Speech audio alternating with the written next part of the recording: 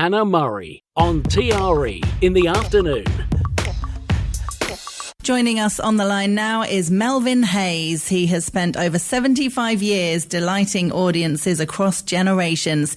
In his eagerly anticipated autobiography, It Ain't Half Late, Mum, he shares the extraordinary highs and laugh-out-loud moments of his remarkable life. Some of his most notable roles over the years were in the Cliff Richard films, The Young Ones, Summer Holiday, the Hammer horror favourite, The Curse of Frankenstein, and of course as the unforgettable gunner Gloria Beaumont in It Ain't Half Hot, Mum. Welcome to the show, Melvyn. Thank you very much. I was listening to that introduction. It's fantastic. I didn't even recognise it. It's me. It's you. It's all you. How lovely. So, I mean, this must have been an amazing experience for you looking back over such a long and varied career, putting this book together. Was it a fun experience? Well, yeah, I mean, I started in the business when I was, 15, 19. I was born in 1935, and so this was 1950. I had the strangest sort of start to any career. I mean, disappearing twice daily. I mean, I was a magician's assistant.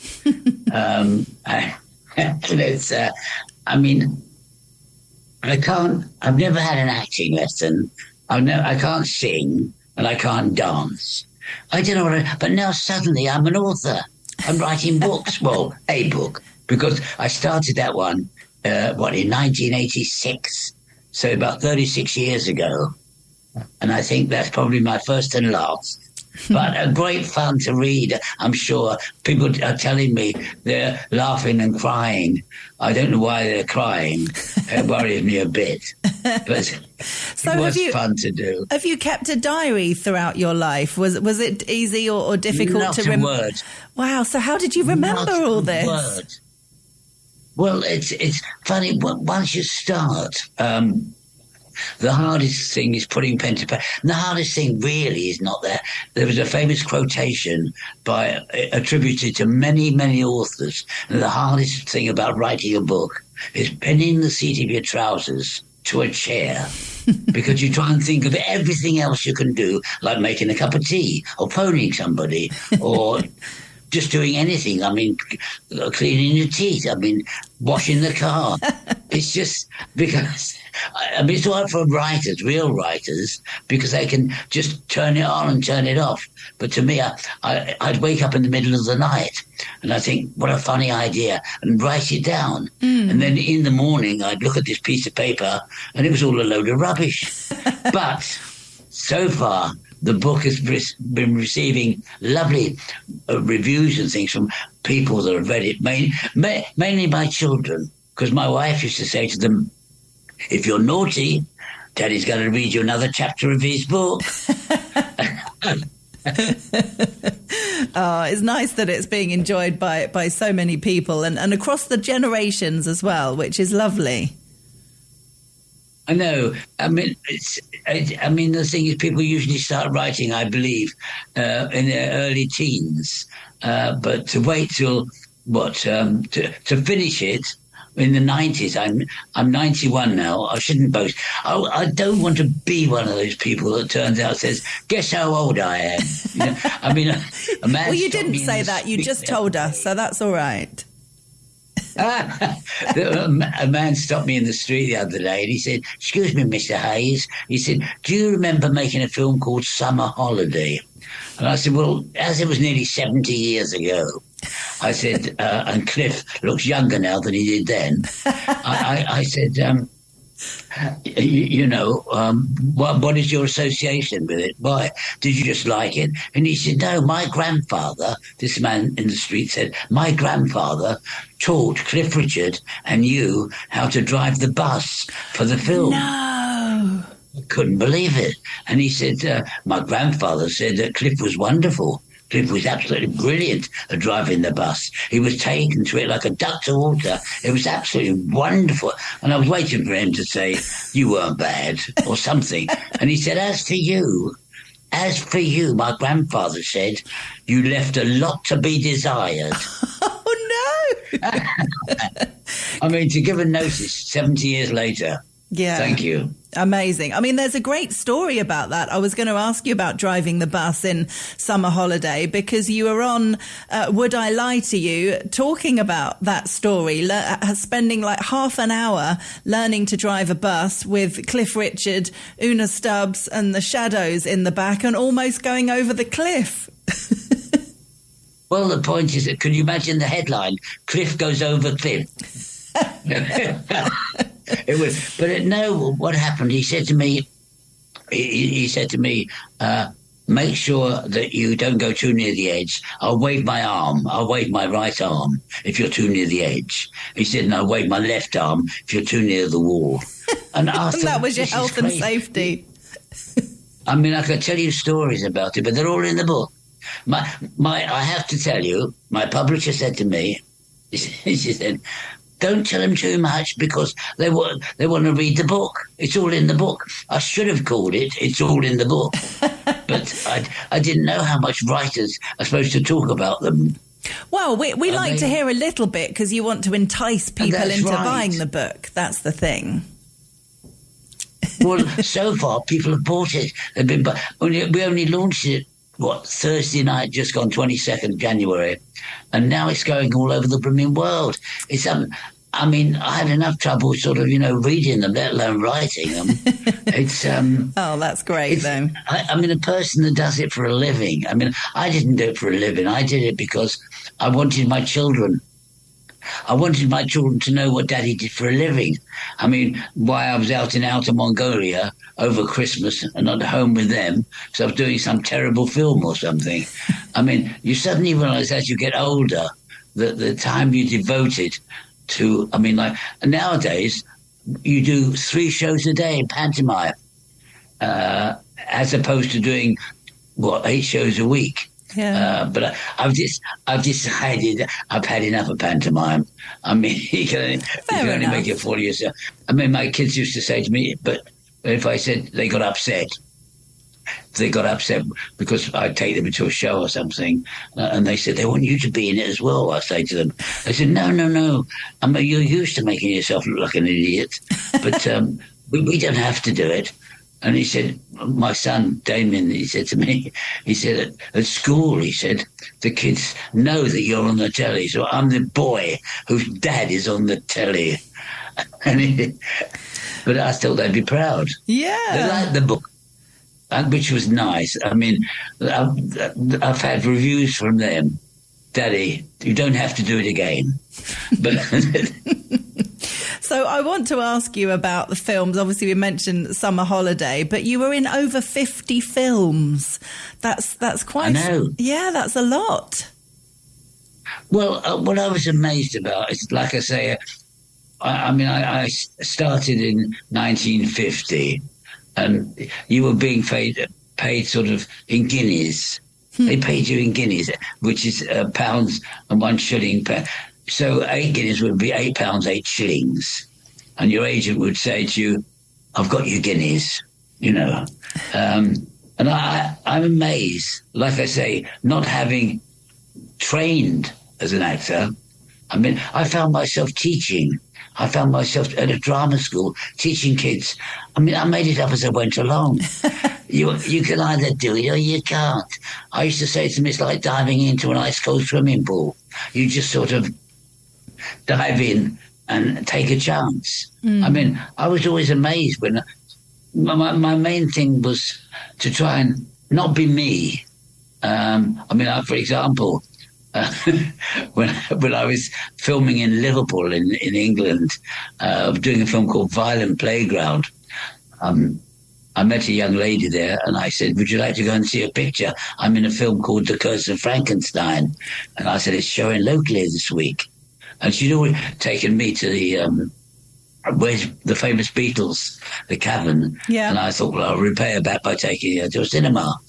So I'm sitting in the best seats, 3 shillings and 6pence, front of the dress circle. The place was absolutely packed, waiting for Peter Cushing to come on as Frankenstein and me as young Frankenstein.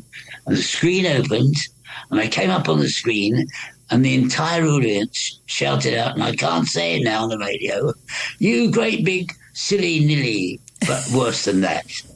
And so I left the cinema within 3 minutes. Oh, no. Why did they react like that?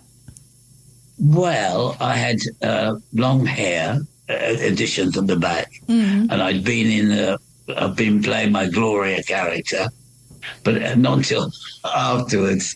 But no, you never know what audience you're going to get reaction from. So I don't do that again. I've never showed off ever again. No, never you taken learned your lesson. So I have to ask you about It Ain't Half Hot, Mum. I mean, when it started right at the beginning in the audition days and the early days, did you all know it would be such a hit? Oh, no. Well, you never do know. I mean, I've done a few flops in my time. They're all in the book. The worst ones are in the book. And some of the good ones. But no, we had no idea. I remember I was teaching at a drama school, and one of the ladies, teachers there, said to me, "My husband is going to do a new series written by David Croft and Jimmy Perry, and you'd be wonderful in this part." So I said, "Oh, well, what about what is it?" So, me being butch and full and tough and all that sort of thing. And they said, "Well, it's talk to David Croft about it." And then I read recently, and only recently, many, many years later, after we'd done the series, I read David Croft's book. And in it, he says, not how brilliant Melvyn Hayes was, but we tried to get John Inman. And John Inman was busy. But Melvyn Hayes was free. I mean, I was not only free, I was bloody cheap. But well, thank you, John. Listen, this is the nearest I've ever got to Spain, because it was Benidorm. I did Benidorm, Mr. Pink. We shot that in Spain, isn't it? Yeah, absolutely. We have listeners in Benidorm. You see. And we filmed in Benidorm, the actual show Benidorm, and I played a character called Mr. Pink, which I'm sure some of the listeners would have seen it. Yeah, absolutely. Because it was very popular. Great fun show.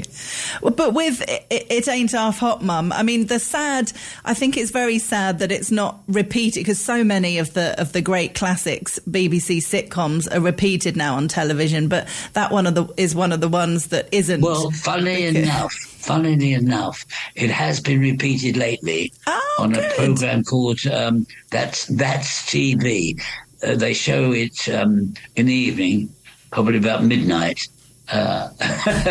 But when my mate Windsor Davies passed away, who played the Sergeant Major, wonderful actor, lovely, lovely man, I said to the BBC, "Please, could you, as a tribute to Windsor, could you play an episode?" I said, "We don't have to be paid, just put one out." Yeah. But they didn't. They never did. No. It's just one of those things. But comedy. He was a joy to work with. Oh, I bet. It looks like you all buy him a drink. Oh, really? I was going to say, you couldn't buy. No, you'd go into a public house and he'd put money behind the bar, and he'd say, "No, it's on me, it's on me." One of the nicest guys, who is completely opposite the character that he plays on the box. Yeah. It seems like you all got on well. It's difficult to tell because people work so well together on screen. You don't really know what it's like off screen, but the chemistry was really there with you all. Well, we did a lot of theatre together. I would drive and he would navigate, and we were playing Bournemouth, and we had to get to Scotland. We finished on the Saturday night, and he said, "Let's take the B roads." I said, "What do you mean? Why?" He said, "Well, I'm a twitcher." I said, "Well, what do you mean?" "Oh, no, I mustn't tell you anymore because it's in the book." I said, "No, it's all." You can. Go on. He was a twitcher. He was, yeah. And he said, "I want to watch the birds." And we were driving up towards Scotland on these B roads. And he said to me, "Can you stop at a bank?" I said, "Where are we going to find a bank out here?" And he said, "Well, you'll find one of those little shops." those little shops that sell groceries and things, they also have a sign outside which says Banks. So he said, the next time you see a Banks, he said, could you stop there? I want to draw out a cheque for £50. So, there's one there. Look, we've just passed it. So we pulled back and went into the shop. There was only one man serving. And he said, oh, it's Windsor and Melvyn. So he said, will you stay and have a cup of tea with me? And he shut his front door. He shut his front door, put the kettle on, got some biscuits out, and spent the next half an hour. I was trying to get out because we had a long journey to make. He said, can I have your autographs? We said, yes, of course. And he discussed his favourite episodes of It Ain't Half Hot Mum, and then turned to us and said, is there anything else I can do for you? So we said, yes, there is. I need to cash a cheque. He said, how much for? And this is a true story. Windsor said, £50. And there was a long pause. And this man said, have you got some form of identification? After he's just got his signature. I love it. I mean, I was reading that in the day, you know, when it was really doing well, when it was on television, up to 17 million viewers it was getting, which is unheard of now, you know, since Netflix and the way we watch television has just changed so much. But back then, I mean, that's a massive amount of people that were watching. Were you aware of that at the time? Well, I only always think of just playing to one person. I can't visualise all those people in the studio. But no, we knew it was a. I'll tell you when we knew it was a success, and that was when we went to sort of football matches together, Windsor and I, or more rugby actually, and they'd all be all shouting out things like "Hello, lovely boy," and they do impersonations of Windsor. We got to the grounds of this rugby match, and he said to me, we've got to do a little bit of work. And I said, how do you mean a little bit of work? He said, we've got to go and do the singing to the audience. And it was in the middle of the rugby field, right? And what I didn't realise, it was all in Welsh. So I just mimed a few things. Yeah. And then I realised, when I saw it on television that night, I was on big close-up to something like 50,000 people going blah, blah, blah, blah, blah. What a shame this isn't television, because you could have seen me going blah, blah, blah, blah, blah. Oh, I think people can visualise it, absolutely. So I have to ask you, the book, It Ain't Half Late, Mum, where does that come from? It ain't half hot, Mum. I know, but where's the late? Why that? Late? Well, basically because I'm 91 and started writing a book 36 years ago. To start a new career as such, it's a bit late. Okay. 91. Yeah. But this time people are thinking, you know, I've had it now, that's it. But I mean, I found it very exciting. I mean, I try and keep fit and everything. I go to the gym twice a week. Oh, amazing. I've got a personal trainer who I go to. And I don't want to get to that stage. I really don't. And I mean that you know, guess how old I am, you know. Yeah. I don't think so. It's nothing clever about growing old. It was Betty Davis who said that old age is not for sissies. I know exactly what she meant. Yeah. But can I talk about some of those people that are out there, your audience? Yes, please do. I mean, whereabouts are most of them from? I mean, they're expats. Yes, absolutely. Yes, a lot of Brits, obviously, but then a lot of Scandinavians and French and German and Dutch and, all over. Americans. Yeah. Can you tell them my book is in English? You just told them. Yes, absolutely. In English. No problem. I think it's great that you've written your autobiography at the age that you are. You know, I think it's a bit sad and maybe embarrassing when people are writing, you know, these reality stars that write their autobiographies in their 20s. I think you've done it at the perfect time because you're talking about your long and exciting life. Well, it took 36 years. I started it, like I say, in 1986. And what used to happen is you'd write a bit and then leave it. And I had a great friend of mine, a producer, Jim Brown, who flew down from Aberdeen for the launching of it. And he said, I've listened to you over the years say, I must finish this book before it finishes me. And he said, I had to fly down to come to your launching of your book last Thursday. Oh. He said, and so many people turned up for it. I mean, comedians, actors, etc., etc. And I feel I could take this opportunity, if she's listening out there somewhere. The lady that did the editing of this book was brilliant, Betty. My brain's just gone from her, but Janet. Yeah. So that's the sign of old age. You're amazing, don't you worry. No, I tell you, because she did the editing on it, and it was amazing to watch. She turned my book, I think she turned my book into a load of sentences to paragraphs of reality and made it work. And like I say, people are saying to me, we've laughed at it and we cried at it. And it worried me which way they got it round. If they were crying at the jokes and laughing at the sad bits, we weren't a success. No, I'm sure it's the other way round. I was doing a signing. We ran out of books.